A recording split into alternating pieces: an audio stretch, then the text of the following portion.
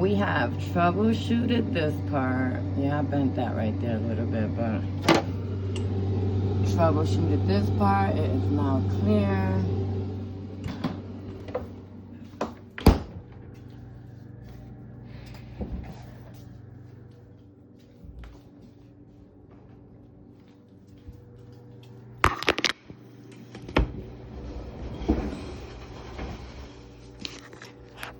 And yes, I did not take that little cardboard thing off. And I plugged it back up before I wanted to start taking the video.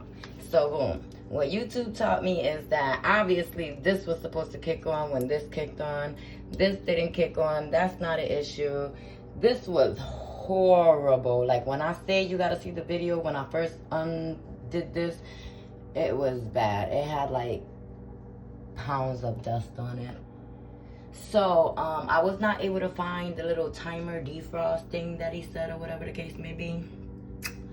But yeah, so that's my next goal, to try to figure out where the little defrost timer thing is, because he said it could just be as simple as that.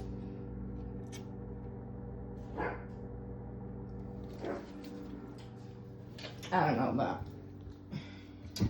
obviously the freezer is still working.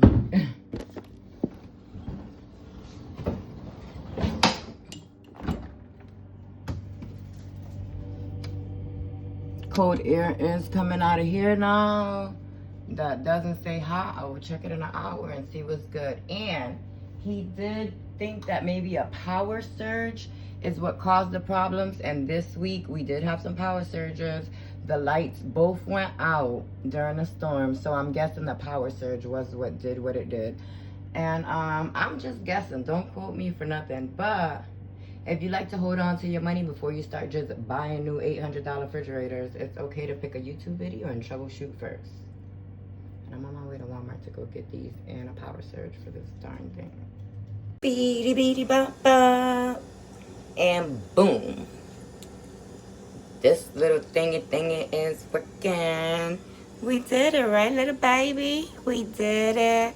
Yeah, because we need our drinks to be cold. Mommy like cold drinks. Oh yeah. Oh yeah, yeah, yeah. Oh yeah, yeah, yeah. So boom.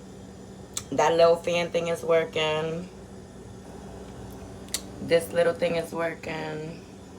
These are all cool, cold, calm, collected, and clean.